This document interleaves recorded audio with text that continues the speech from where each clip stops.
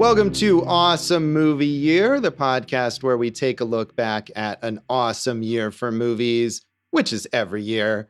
My name is Josh Bell, film critic and writer, and I am joined by my co-host. I'm Jason Harris, filmmaker, comedian, and howdy, partner. I'm a small town drifter from America.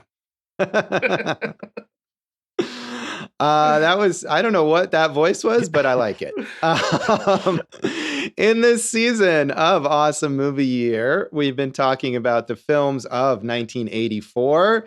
And in this episode, we are returning to the Cannes Film Festival to talk about the movie that won the Palme d'Or, which is the top prize at Cannes. And that is Wim Wenders' Paris, Texas, which does feature a drifter in America, although I don't think he talks like that, Jason. He doesn't talk like that. I just imagine them, planning this movie and, this is what they think a small town drifter in America would sound like. So we're traveling the roads of Texas, where I'm from. Here's my accent, partner. I mean, nobody has a Texas accent in this movie, so the story has an accent, Josh. Okay, that's an interesting observation. Paris, Texas, which does take place partially in Texas, but not entirely in Texas. But never in Paris, Texas. Never in Paris, Texas. Paris, Texas is sort of like an idea in this movie that the characters are striving for, rather than a place that they actually go. Yeah, talk about low expectations. You're striving for Paris, Texas. Yeesh. Well, it's symbolic. It's symbolic of a place to escape to and to start over that, of course, no one ever actually gets to in this movie. Right. I think Robert Durst murdered 3 people there. Just maligning. It's a real place, I'm just telling you. Most of our downloads are from there, actually. There you go. Come on. Don't. Howdy, friends in Paris, Texas. This accent is is evolving in real time here. I gotta, I don't know. I don't know either. Wim Wenders, director of this film, German filmmaker, already highly acclaimed, but this was certainly, I think, still maybe his, if not his most famous and most acclaimed film, right up there at the top. Written by, quite a creative team on this. Playwright Sam Shepard, who wrote sort of the original screenplay that was also then adapted. The writing credits are unclear to me in this movie, but L.M. Kit Carson, who's another very well-known screenwriter, also worked on the writing of this film. And Harry Dean Stanton plays the main drifter, and of course that is Jason's impeccable impression of Harry Dean Stanton. I'm not knocking Harry Dean Stanton. So. As I said, I'm knocking the concept of it. Okay. Yes. Dean Stockwell, they play brothers, and Nastassja Kinski as well in this film, and Aurore Clément, I think is her name, who plays the wife of Dean Stockwell's character. And it's about America.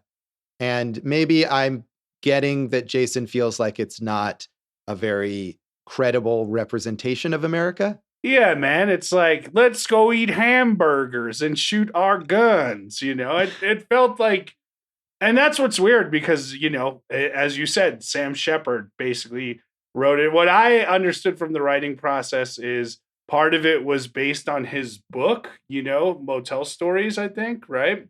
Yeah, I think initially, but I don't know how much of that actually ended up in the final film. Yeah, so part of it was that Motel Chronicles, and then Shepard was watching the performances to write where the story would go, which I think is fascinating. But then he signed on to another project and left. So L.M. Kit Carson took over, and that's kind of how they finished the script. I just felt like maybe just a stereotype of America more than America to me. Yeah, I don't know. It's certainly an outsider's view of America. Wim Wenders, again, who's German, although he had been living in America for, I think, 5 years at the point where he made this movie. So he didn't just fly in and get a quick impression. And as we know from the last episode, Living in America, number 4 on the Billboard charts. Thank you, Dan Hartman. That's important stuff. But yeah, he offers an outsider's perspective. It's a European production with a number of European actors in addition to the American stars with Harry Dean Stanton and Dean Stockwell. I think it's a worthwhile perspective, even if it may be skewed. And also, I don't think anyone shoots a gun in this movie. So I don't know where you got that. I'm writing other parts of it. But it is interesting, that process. They shot the movie in order, and they're sort of like writing it almost improvisationally to see where the story goes. And watching this movie, I think you can get a sense of that. It feels like almost like an exploration as the story is progressing.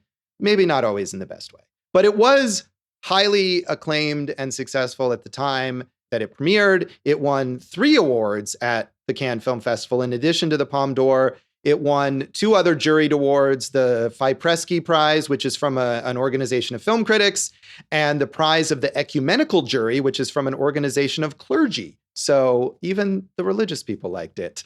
It eventually grossed, and I don't know what these figures are exactly, if this is just the US or worldwide, $2.2 million on a budget of $1.8 million, which is not a huge success, but this is not the kind of movie that's ever going to be a huge success. Interestingly, sort of related to Jason's thought that this is maybe not an American perspective, it was actually nominated for the Golden Globe for Best Foreign Film, which is odd.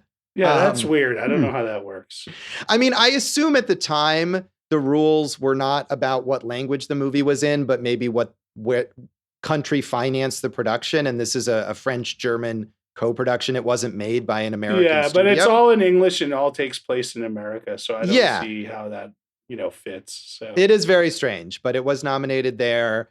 It was also nominated for 4 BAFTAs, and Wim Wenders won the BAFTA for Best Director. And certainly as time has gone on, I mean, I think this movie is considered like a classic, straight up, it seems like. It's no Streets of Fire. No, it isn't. But maybe in a weird way, both this and Streets of Fire are interested in sort of a mythological idea of what is America. Look at you. Look at you film criticking it up. How are you not a professor at a college right now? Oh, I don't know. Roger Ebert, also a film critic, was a huge fan. He loved this movie. Actually, it was interesting because some of the reviews that I found from the time were a little mixed, even though now it's considered this great classic. But Roger Ebert was all in from the beginning. He said, "Paris, Texas is more concerned with exploring emotions than with telling a story. This isn't a movie about missing persons, but about missing feelings. The images in the film show people framed by the vast, impersonal forms of modern architecture. The cities seem as empty as the desert did in the opening sequence. And yet this film is not the standard attack on American alienation. It seems fascinated by America, by our music, by the size of our cities, and a land so big that a man like the Harry Dean Stanton character might easily get misplaced." Yes. For a movie not about missing people, it has 2 missing people in there. So I disagree with that. I get the missing feelings part, but it's because the people are missing that the feelings are missing. Right. I mean, I don't think he's saying that it's not literally about missing people. I think he's saying that thematically that's what it's concerned with. And I'm saying the motor doesn't run without the gas, baby. So, and you said Ebert loved it. He had a number 2 for 1984 top 10 list at the end of the year. Number 2. Yeah, that's a pretty good placement there. And I think whether you're into the structure of this movie or not, I think you have to agree that it looks amazing, as he says. The images, in this film, and not just that it looks, the way he places sound against the scenery, like the kind of desert sounds or the city sounds, like really, really effective. Yeah, I agree. I think that you can see this in just the shot compositions, the way that they're blocked, the way that he places the actors in the frame is all really impressive. So Vincent Canby in the New York Times was less impressed. He said, "Paris, Texas begins so beautifully and so laconically that when, about 3/4 of the way through, it begins to talk more and say less, the great temptation is to yell at it to shut up. If it were a hitchhiker, you'd stop the car and tell it to get out. The film is wonderful and funny and full of real emotions as it details the means by which Travis and the boy become reconciled. Then it goes flying out the car window when father and son decide to take off for Texas in search of Jane, Hunter's long-lost mother. everything suddenly becomes too explicit and too symbolic. It's not giving anything away to reveal that what the movie, rather tardily, seems to be about is the difficulty in communication between men and women, nor that the sequences in which this is demonstrated are awful. And I don't know if I would go so far as to say awful, but I definitely liked this movie less as it went on. That's where it lost me, Josh, when they went on this road trip to Texas. I started questioning every decision that every character made at that point, and it seemed like none of these decisions were based in logic. And I just stopped buying it. Yeah, I mean, I think you can argue that these characters are not logical people, and therefore the fact that they make illogical decisions makes sense from the perspective of the audience, but it is very frustrating. I mean, you can argue that about Travis and about Jane, but you can't argue that about the Dean Stockwell and Aurore Clément, the Anne and Walt character, you know. So that's true. Although I think they're kind of left in a position in that last third of the movie where really they don't have any options for what to do. Maybe legally they don't. I just can't see them saying, like, you know, she's basically raised this kid, and then Travis, who's been missing for 4 years, shows up, and certainly he should have a relationship with his son. But when they go on this trip, she's just like, you come back, turn the car around. All right, bye. You know, like, there's no real effort to stop them on the trip, which is that's where it started to lose me. Yeah, and those characters, I mean, the movie starts out, and what I kind of thought it would be is this story between the two brothers, Dean Stockwell and Harry Dean Stanton. And then as the movie goes on, his character, Dean Stockwell's character, and his wife, they kind of just exit the film and are never seen again. And that's a bit frustrating. And again, maybe it's part of that process where they're writing the film as they're shooting it, and they've decided that their interest as filmmakers has shifted. And so they leave these other characters behind. Well, yeah, they built so much into the relationship between the two brothers. And then also with Anne's kind of mothering of Hunter, that it's really left unsatisfying, where they just kind of disappear out of it. I agree. I'm just saying I can kind of see what the perspective was on the part of the filmmakers and why they took it in that direction. Sure. Finally, Holly Willis in Variety said, Paris, Texas is a road movie, an odyssey, if you will. It's a man's journey to self-recognition, following the ancient formula that has its fulfillment when the awaited deed is done, with or without moral implication. In this case, a young boy of 8 is reunited with his mother. That part of the tale is the least interesting, however. What Wenders is apparently trying to say is that alienation and existential angst are just about the same on both sides of the Atlantic. Paris, Texas, as even the title hints, equals Europe, USA. It's indeed a beautiful film, one that will surely convince doubters that Robbie Mueller is one of the cinema's best cameramen. He gives the story a surface polish that hints of Edward Hopper and Georgia O'Keeffe Americana paintings. Some images are positively breathtaking. And so I think I'm with her there, that it looks great and the story goes in the least interesting direction.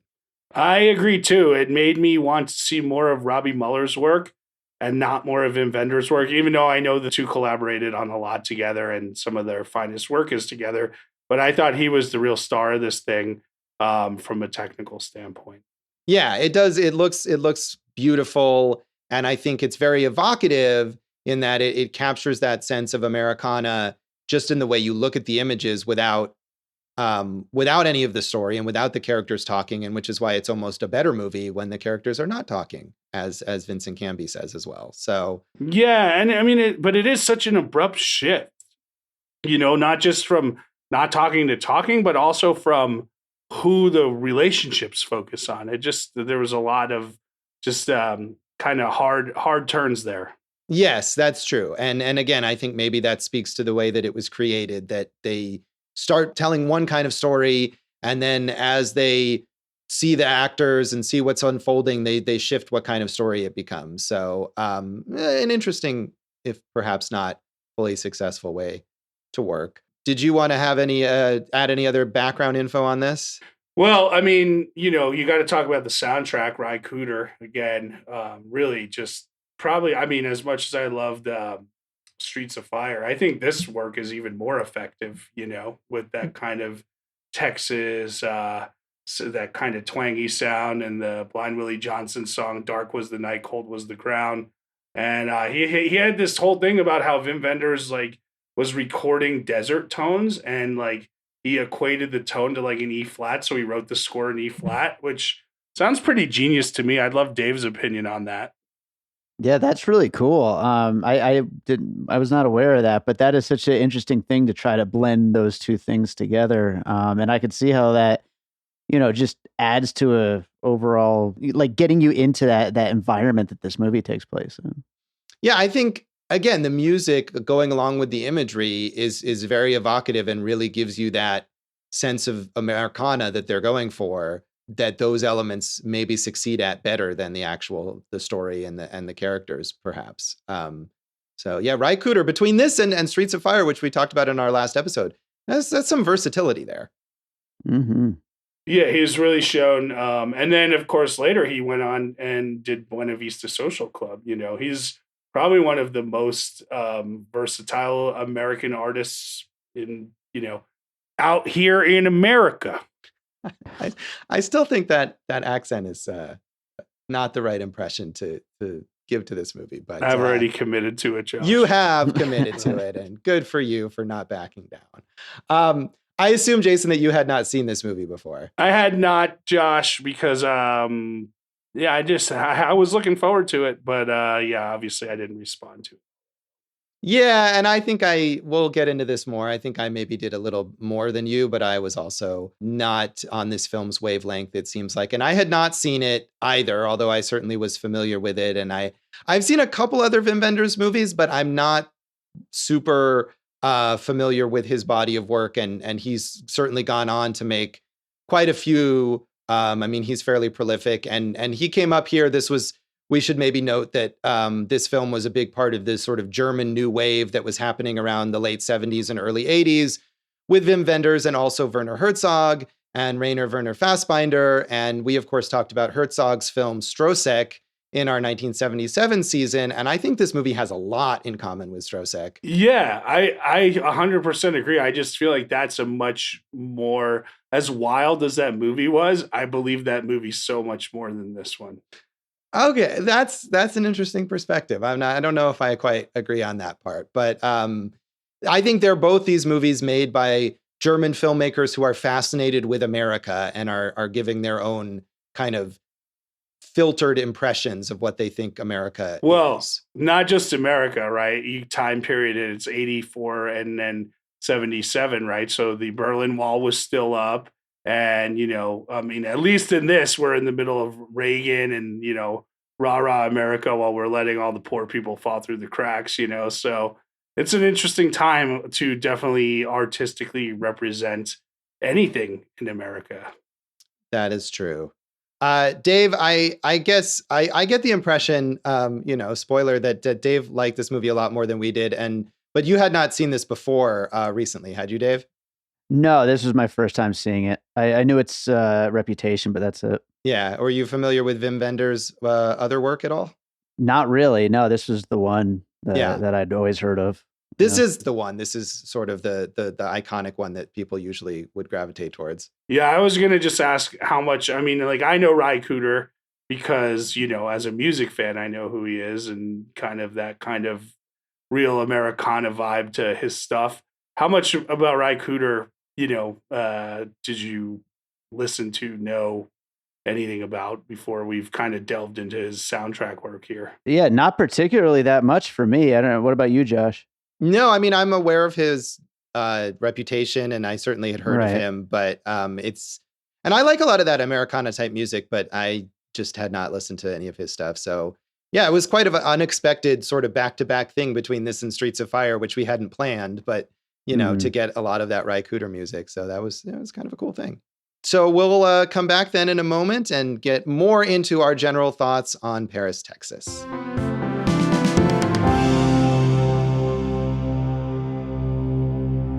Welcome back to Awesome Movie Year. In this episode of our season on the films of 1984, we are talking about the Cannes Film Festival Palme d'Or winner, Paris, Texas, from Wim Wenders. And we've gotten actually quite a bit into our general feelings on it. But I think, Jason, we can agree, unfortunately, that we were both a bit disappointed in this movie. Yeah, I mean, after the 7-hour mark, I was just like, how is this thing still going? You know? Look, what it really comes down to, if I could sum it up, Josh, is not only did I not believe those decisions that the characters were making towards the end of the movie, but I didn't care at that point in time because it had gone on so long without bringing me back in. And like you said, there's so much beautiful stuff. And I think there's some really effective emotional stuff. Like when you see Travis, the first time he tries to walk Hunter home from school and Hunter wants no part of it. So then you see this whole sequence of him walking on the other side of the street and, they're kind of playing this game, walking on the other side of the street together and they're mimicking each other. And it's like really emotionally effective and beautifully shot. Like, I mean, master of the tracking shot, right? This is as good a tracking shot as kind of anything from the 80s. Scorsese After Hours comes to mind a lot. But yeah, I just started losing interest, an hour in, and then by hour 2, I was just like, man, I don't care anymore. Unfortunately. Yeah, I think, as I was saying, I found this movie less engaging as it went on. And, it starts out with the two brothers, Harry Dean Stanton and Dean Stockwell, and Travis, Harry Dean Stanton's character, is discovered in this small Texas town as sort of wandering in the desert, and they don't know where he's been. And at that point, he's mute. He's not even saying anything. And they call up Walt, his brother, played by Dean Stockwell, who comes out to sort of rescue him. And they haven't seen each other in 4 years. And Walt thinks that maybe he was dead. And I thought, not really knowing anything about what the plot of the movie was, I thought, it's going to be about these brothers reconnecting as they travel through kind of the back roads of Texas. That's what I thought as well. And that's not really what it's about, although it is about that for a little bit. And I thought that was, there was definitely some emotional investment in that. And you can see that Walt has kind of gone on. He's lived a very conventional life. He's got this boring job where he puts up billboards, and he's got a little house in the kind of a suburban area, and he's got the wife. And meanwhile, Travis has been literally wandering in the desert. And so you wonder, how are they going to reconnect? And then it shifts as soon as they travel back to LA, and it becomes more about Travis reconnecting with his son, Hunter. And there's some nice stuff there. But I think even at that point, I was like, wait, where's Walt and what is he doing? And what's going on with the brother relationship? And I felt like it just was, again, drifting further and further from what I cared about. Yeah, I agree. And Josh, the thing is, like, Hunter, that character could have been a really good plot device to kind of show the relationship, and especially like conflicts that could have arisen from it, but he was just like, yeah, and you're his dad, you do whatever you want. Even though you haven't been here for 4 years, don't know what's really happened to you. You could be a psychopath, whatever, you're his dad. Go ahead, do your thing. So. Yeah, I mean, and we never really, it seems, I mean, especially in that first part, it seems that Travis has some sort of mental illness or PTSD or something like that. And then he just gradually becomes more normal. And we never really understand what's wrong with him or how that's changed or why. Yeah. So, yeah, that was a little frustrating too. And I think it's fine, the idea that, hey, this guy is your father. And even if he's kind of messed up and he's been gone for all this time, like, he is your father and we want to allow you to have a relationship with him. But then again, those characters just disappear. The Walt and Anne, they are gone from the movie in the last, 30, 40 minutes or something like that. And it becomes all about tracking down Hunter's mother, Jane, Nastassja Kinski's character, who we've not seen at all up to this point, and also has been missing, also without a clear explanation of why. And the climax of this movie is this extremely long monologue that Harry Dean Stanton delivers about his relationship, about Travis's relationship with Jane, which is not something I feel like that we've become at all invested in over the course of the movie, and is very Sam Shepard-y, very mannered, and feels like it should have been a play. Yeah, it feels like it should be delivered on stage. And that was the point where I think I just kind of dropped out of the movie entirely. Although, I mean, I agree with you, but to give credit where it's due, that kind of shot where their faces are against each other against the glass is really unique. She is striking, in the 80s, Nastassja Kinski, just striking in a really effective performance. And this is, I think Harry Dean Stanton would say probably his greatest performance, right? So, there's good things. It's just that, like, we talk about how effective that first hour was, but it almost makes me wonder, had they trimmed that, like, because we do see him wandering in the desert for minutes, could they have gotten that same effect in one scene and gotten to the story in a quicker manner? And I'm only saying that because the story turns. Like, had they stuck with what we thought the story was going to be, I was all in on that, just like you. But yeah, after it turns, it's just like I said, like, Anne's raised this kid, and then she's like, I guess not anymore. You don't raise a kid for 4 or 5 years and then be like, well, the dad came back, and nobody knows what's happened to him for the last 4 years. Well, they'll sort it out. You know what I mean? It's just not how life works. Yeah, I mean, I don't think that that's her attitude. She's very upset when the kid is gone, and we don't see what she does afterwards. Because we never see anything. Right, right. But that's not to say that we see her not caring. Like, we don't know what she's been doing because the movie doesn't care about her anymore. Sure, that's fair, Josh. I agree. But also, I don't know that. I mean, the movie is long. It's not 7 hours long, as you said. It is, but it is long. It's about 2.5 hours. I don't know that trimming it would have made it better, though, because so much of what the movie is about spending those long, slow moments with the characters. And a lot of those, I think, don't really work, but I don't know that they would be better if they were kind of chopped up. But I where I'm going to disagree with you is that's what half the movie is about. I mean, like, if the whole movie was about that, I would say, yes, stick with it. But it just made me miss it when it was gone. Yeah, well, right. I think that's the thing. And I don't want those parts in those slow, languorous parts in the first half of the movie, especially when it's just the two brothers. I wouldn't necessarily want to get rid of that. But it was interesting in the Variety review that I quoted from Holly Willis. She saw the film at Cannes when it premiered, and she spends like half of her review speculating that it's going to be trimmed down for its US release, which is something that never happened. But basically assuming that this movie is going to be slimmed down and made more palatable to a mainstream audience, which is not the case. Yeah, and I don't want that either. I just wanted the 2.5 hours to be a worthwhile 2.5 hours, not a really great first hour and then a descent into disappointment. Yeah, and I think my reaction was a little more even in that I was less into the first part than you were, and I was less frustrated with the second part than you were. I was just sort of at an even like for most of the movie. Yeah. Although again, certainly by that the worst part I think is that long ass monologue at the end, and that's where the movie ends, which is kind of leaves you in a certain place.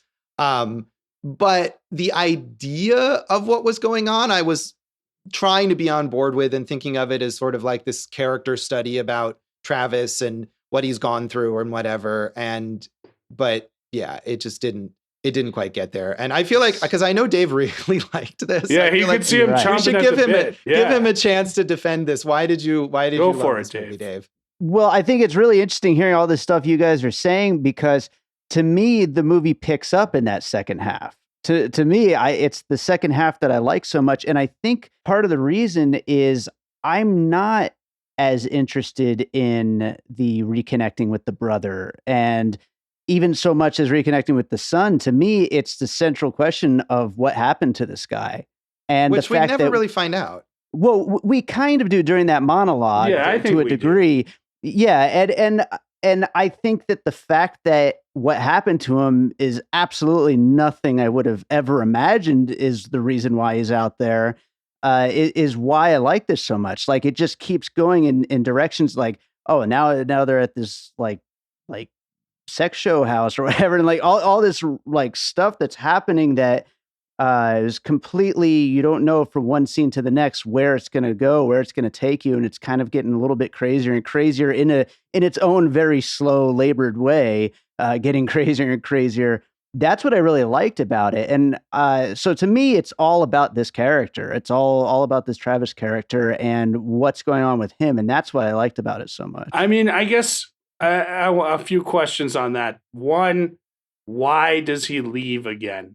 I mean, I think the idea there in that long monologue, the way he talks about, and that also, I think Dave is right that it is about Travis, and that is the best thing of the movie, is that it's this long character study of this guy. But I think what we learn in that monologue is that Travis is abusive and, again, clearly mentally ill. And I thought that was sort of like, that monologue is presented in a way as if it's this sort of like tragedy that we're supposed to feel even sorrier for him at that point. But that to me was like, I've lost all sympathy for him. He's worthless. I agree with that. He's not a good person. He's, it's not a character to be celebrated in any way. But is he still that person at the end? I mean, it seemed like they were saying this is what happened, and now he's on the road to, redemption or rectifying his life. And if that's the case, why is he leaving the kid again? Well, I think the idea is he leaves the kid because he is still that person, and he recognizes that he can't be there. He can't be part of the kid's life and be with the mother, be with Jane, because it would just lead to the same thing that happened before.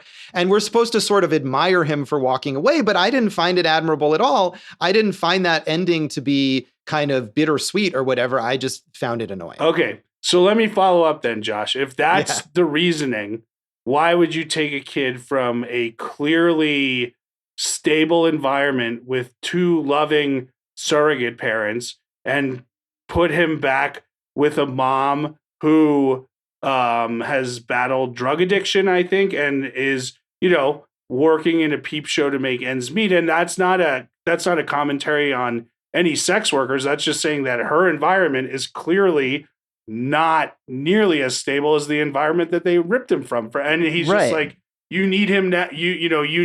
His mama needs him. And it's like, well, I didn't get any of that. He had a great childhood, it seemed like, with Walt and Ann. So I don't understand how that. Well, he's not all there. I mean, he's not making a good decision for that kid at all. That's kind of what I took away from it, is this guy has serious problems. He should not have been allowed to take that kid on that road trip. But this is what happened in this story. So if that's the case, well, I mean, and again, this is all interesting. If that's the case, Jane, who kind of did put her life a little more together and has been contributing financially to Hunter's life, wouldn't she at that point say, well, yeah, I love you, I want to have a relationship with you, but it's still better that you stay with your aunt and uncle and like we can have visits? I mean, it just seems like no one's using any fucking brains. Well, we don't see what happens. I mean, the last thing we see is her first reunion with Hunter. I mean, she spots him and then they hug, and that's the end of the movie. So we don't know what may happen. No, but it's implied. Is it? It is implied. And I think also what's implied is that this is good. I think, Dave, that maybe the movie is presenting this as a happy ending where it doesn't feel that way. That's interesting, because that's not how I took it. I took it as maybe like a dark, happy ending, like where it feels happy, but where, underneath it all, like, that this is not a good thing. Like you guys, clearly agree is not a good thing what's happening. And I think it knows that, but maybe I'm wrong. But that's to me what I got, is that it knows that this isn't really happening. When you talk about that type of ending, I think of something like The Graduate, where it's like clear yet subtle. And I don't think this was that at all. Yeah, I don't either. But I mean, if that's what you got from it, I mean, I'm sure you're not the only one. Obviously, people love this movie. I think we're like harping on this part, and we should maybe talk about some other aspects of the movie a little. I want to say, throughout various episodes, I end up ragging on child actors for various reasons. And I thought Hunter Carson, who is the son of L.M. Kit Carson, the screenwriter, was really good in this movie. And that kid has this good balance of being a kid and not quite understanding what's going on, and yet also being really savvy about the fucked up relationship of his aunt and uncle and father and mother and all of this stuff that's going on. And I thought that was a really good balance. So I liked his performance. I liked it too. Do you want to talk a little about Nastassja Kinski? Because like I said, I think physically, like, she's, smoldering off the screen, but also just really a really great performer here. Yeah, but again, I feel like that character has had so little presence in the story up till then that her performance almost didn't matter to me because I didn't have any investment in her as a character. That's interesting. She had a big year, 1984, Paris, Texas, Maria's Lovers, Unfaithfully Yours in the Hotel New Hampshire. So she was definitely like a star on the rise. Yeah, I haven't seen any of those. I have seen her in Cat People though. So What's that all about? she's a cat person. It's a remake of a horror movie from the 1940s. It's Paul Schrader wrote and directed it. It's not great, but she definitely embodies the like sexy cat-like dangerous person in that movie. So yeah. That is something. Did you see this quote about Robbie Mueller? I don't know. Calling him. Yeah, whatever. Anyway, from Steve McQueen, the director from 12 Years a Slave, and right. It was a great quote. He said that Mueller presents a visual language to capture what appears to be men falling to their deaths in slow motion. Like like the characters are, not literally. He said, yeah, the way he shoots, it appears to be a visual language to capture what appears to be men, the characters falling to their death in slow motion. I thought that was a good quote. Yeah. I mean, and you can see that at least the Travis character is sort of he's not headed to any good places in life.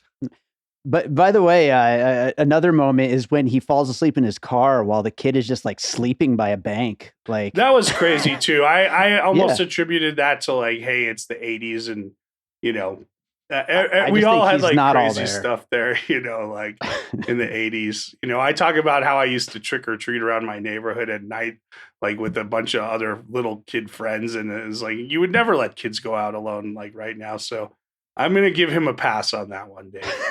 You're not taking your daughter and leaving her outside a bank to fall asleep? No, I'm not going to do that at all. So. All right. That's good.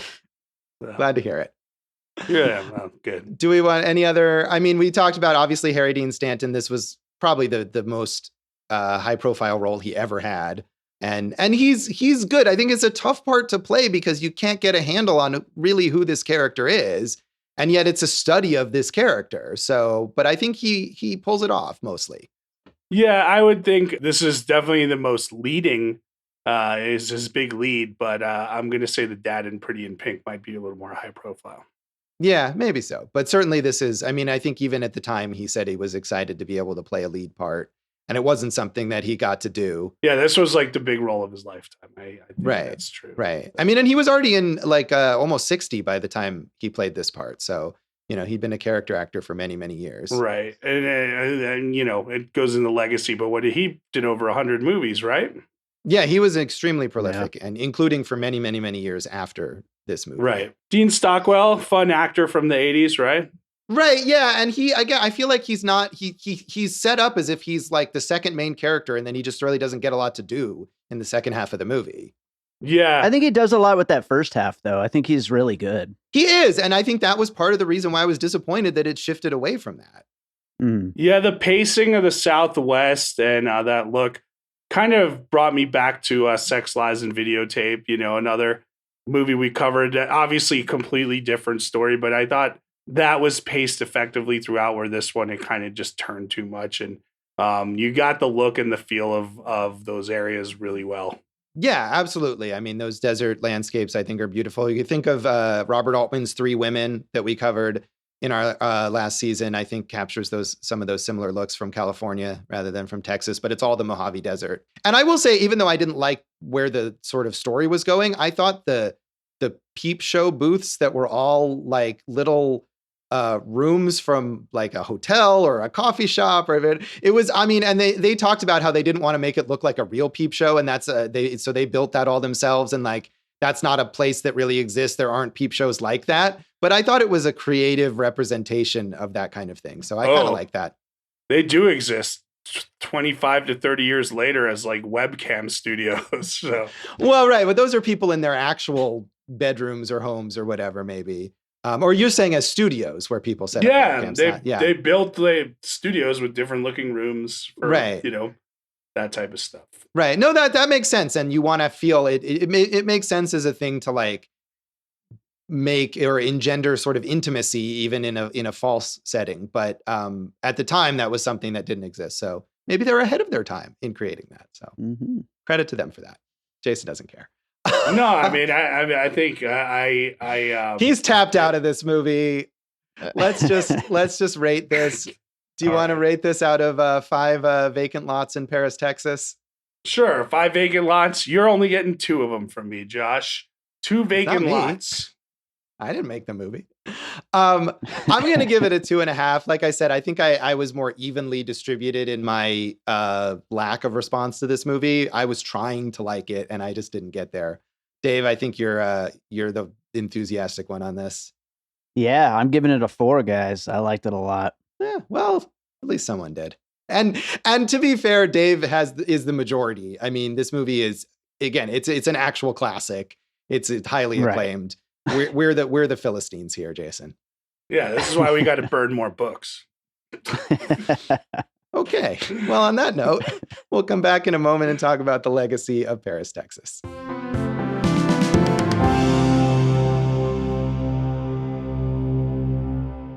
Welcome back to Awesome Movie Year. In this episode of our season on the films of 1984, we've been talking about the Cannes Film Festival Palme d'Or winner, Paris, Texas by Wim Wenders. And as we said, this is probably like the movie that people think of when they think of Wim Wenders. But certainly, thanks to the acclaim and success of this movie, he went on to be a very prolific kind of art house filmmaker. And the other movie that I think people most associate him with is Wings of Desire, the black and white film with Bruno Ganz about a fallen angel, which is from a couple of years after this and is one of the only other Wim Wenders movies that I've seen. And I really dislike that movie even more than this one, but it is beloved. So yeah. And then in the 70s, he did a whole German road trip trilogy. So Alice in the Cities, The Wrong Move, and Kings of the Road. So that might be interesting to look back on. Personally, I'd rather keep watching Werner Herzog movies. Yeah, I kind of am with you on that. But I think also like Werner Herzog, and again, they both came up in this German New Wave. Wenders went on to make plenty of narrative films, but he also became a pretty acclaimed documentary filmmaker. And in recent years, I think those are his more acclaimed films. Buena Vista Social Club, which was a movie with Ry Cooder, a movie called The Salt of the Earth about a photographer, which is one of the only other ones that I've seen and I thought was quite good. Pina, which is a film about a famous ballet dancer that he shot in 3D. And I think his most recent movie is actually a documentary that he made about Pope Francis. So an interesting, varied career. I mean, he's one season away from being on Cobra Kai, right? Because our boy Werner Herzog did Mandalorian, so he has to, get a part in a streaming. Never mind, Josh. I don't know where you're going with that. I was saying Werner Herzog was in the pop cultural phenomenon known as The Mandalorian. So Wim Wenders now has to be a supporting player in a streaming pop cultural phenomenon. And I chose Cobra Kai. But the fact that I have to explain it to you, Josh, is just so disappointing. I do love the Buena Vista Social Club, and I love the music in it. I haven't seen that. But I have, like I said, I've seen The Salt of the Earth. And I remember seeing one of his later non-acclaimed narrative films, a movie called Land of Plenty with Michelle Williams at the Cinevegas Festival in 2004. And I think they might have done a tribute to him there and maybe showed Wings of Desire or maybe even showed this, but I did not attend that. But that Michelle Williams movie is entirely forgettable. So thank goodness I brought it up. Well, one interesting thing I thought, Josh, was on the crew for this movie, Allison Anders, the filmmaker, was a PA. And Claire Denis was the assistant director. So that's kind of cool. Yeah, I saw their names in the credits as they rolled by, and it was like, wow, those are big names. I mean, so he was certainly nurturing this kind of next generation of major filmmakers as he was making this movie. Also has worked with Sam Shepard again. They collaborated on a film from 2005 called Don't Come Knocking that Sam Shepard both wrote and starred in, which I have not seen. And and Wim Wenders still working. I'm not sure what he has on tap, but he's certainly still very much an active filmmaker. Doesn't he have a book of poetry out too? Could be. That sounds right. Yeah. Sounds right, doesn't it? Yeah, poems. We'll cover it on Awesome Poetry Year in the future. We talked about Harry Dean Stanton, as you said, made more than 100 movies. He was an incredibly prolific character actor. Often playing these kind of weird old codgers, possibly influenced by this being one of his most famous roles. And he played a very similar kind of character in the final movie he made called Lucky in 2017, which was possibly the first lead role that he had since this movie. I'm not sure, but it was not. He usually didn't end up in the lead role, and that's kind of a nice little tribute to him. That movie. Yeah, there's a documentary about him also. Have you ever seen it? I have not seen that. No. It would be worth watching. He, as we know, died a couple of years ago, but a life well lived in the arts, sir. And isn't he like Jack Nicholson's? Weren't they like buds forever? Maybe. I can absolutely see that being the case. They seem like they'd be friends. Yeah. And Dean Stockwell, also a very prolific character actor. People know him mainly, I think, from Quantum Leap over time, but he's still alive, although he hasn't worked in the last several years. David Lynch, come on, man. You know, Well, right. movie and all that fun stuff. So True. Twin Peaks, right? So was he on Twin Peaks? I think is he in Blue Velvet maybe? Oh, I thought he was Twin Peaks also, but whatever. We know nothing and we suck as podcasters. Hey, I knew Quantum Leap. Come on. Where were you on the Wim Wenders poetry book? I missed it. Josh, two of your favorite musicians who committed suicide, Kurt Cobain and Elliott Smith, both big fans of this film. You too, obviously, the Joshua Tree, they said this has influenced that. You can see that. Josh, which member of U2 do you think would commit suicide, if any? No, never mind. Oh my God, we're not going to answer this. No, but U2 ended up working with Wim Wenders on two films of his that are either named after U2 songs or songs were named after them, Until the End of the World and Far Away So Close. And The $1 Million Hotel, which was a movie that Wim Wenders directed and that Bono wrote, I think. Really? Yeah. Huh. So look for their next collaboration, Angel of Harlem. Right. The movie. And Until the End of the World, which I have never seen, was recently, if you thought this was long, Until the End of the World was recently restored to its original director's cut, which is 5 hours long. Ay, ay, ay. Wow. Yeesh. And I think is available on the Criterion channel, and I will not be watching it. No, thank you. My favorite detail of this, however, is that Hunter Carson was the original Bud Bundy in the first Married with Children pilot. Yeah, they cut him for David Faustino. That's gotta hurt. And he hasn't really had much of an acting career. I'm not sure what he's been doing. He's made some short films and stuff, but I'm sure he's doing fine not being Bud Bundy. Well, maybe when they reboot it, he can audition again. We can only hope. Any other legacy things you want to mention here, Jason? Nope, I didn't find any more musicians who committed suicide who were fans of this one. Well, that's good. Oh, how about this? The Scottish bands Travis and Texas both took their name from this movie. Yeah, I mean, although those are names that are wow. generic enough that I feel like they could have come from anything. But I think they were like, howdy, partner. I want an American band name. Travis just came out with a new album. It's pretty good, guys. There you go. All right. Dave, do you want to mention anything on the legacy? I feel like, we got to give you the last word here to defend this. Yeah, I don't really have a legacy. It was kind of its own thing in a way. I don't know. I got nothing. All right. Dave's got nothing. Dave wraps Yeah. it up strong, like always. Yep. That's Paris, Texas. And that's this episode of Awesome Movie Year. You can follow us on the social media. You can, Josh. AwesomeMovieYear.com. Awesome Movie Year on Facebook and Instagram. Awesome Movie Pod on Twitter. I'm Jason Harris Comedy on Facebook and Instagram. Awesome Jason, me, Jay Harris Comedy on Twitter. Go for Jason.com. Not awesome at all. No. I am at JoshBellHatesEverything.com, which may have some stuff on it soon. Maybe we'll see. Josh Bell Hates Everything on Facebook and at Signal Bleed on Twitter. And you can listen to our producer, David Rosen's awesome podcast, Piecing It Together. You can check out Piecing It Together wherever you listen to podcasts. Follow us on social media at Piecing Pod. And don't forget about our Patreon, where we have a whole bunch of bonus content.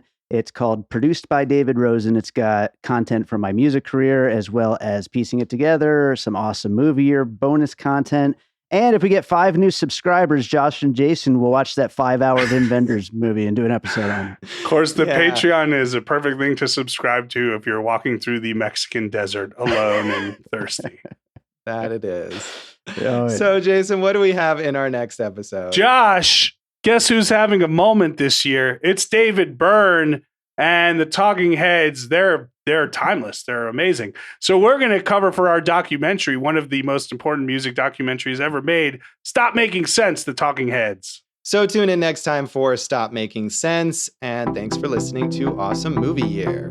Thank you for listening to Awesome Movie Year. Make sure to follow Awesome Movie Year on Facebook, at Awesome Movie Pod on Twitter, and at Awesome Movie Year on Instagram. And if you like the show, review us and rate us with 5 stars on Apple Podcasts.